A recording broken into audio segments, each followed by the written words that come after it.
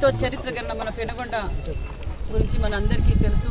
అందుకే గత 45 రోజులుగా పెనుగొండకి ఏ విధంగా అభివృద్ధిలో తీసుకెళ్ళాలి, ఏ విధంగా అయితే ఎంతో చరిత్ర గల పెనుగొండ రూపురేఖలు మార్చాలనే సంకల్పంతోనే మున్సిపల్ మినిస్టర్ గారితో మాట్లాడాం.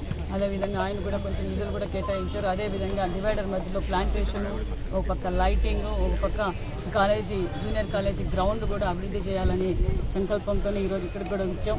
ఇవన్నీ ఏర్పాట్లు కూడా చేస్తున్నాం. అదేవిధంగా ఎందుకంటే ఇక్కడ అనేక మంది వాకింగ్ వస్తుంటారు, క్రీడాకారులు కూడా చాలా మంది ఉన్నారు, చాలా ఇబ్బంది పడుతున్నారు అనే విషయం కూడా మాకు తెలుసు.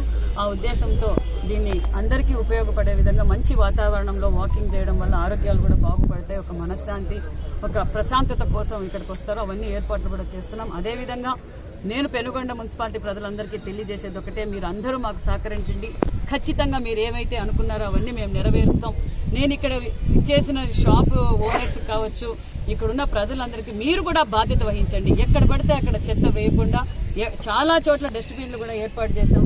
కాబట్టి అందరూ సహకరిస్తే మన మున్సిపాలిటీని మనం అన్ని విధాలుగా కాపాడుకుందాం. ఒక పక్క ఆరోగ్యం, ఒక పక్క పరిశుభ్రత, 2 విధాలుగా మనం కాపాడుకోవాల్సిన బాధ్యత మన అందరికీ ఉందని కూడా మీకు అందరికీ తెలియజేస్తున్నాం. ఒక మున్సిపాలిటీకి మాకు అందరూ మీరు సహకరించి మన పెనుగొండ మున్సిపాలిటీని అభివృద్ధి బాటలో తీసుకెళ్దామని కోరుకుంటున్నాను.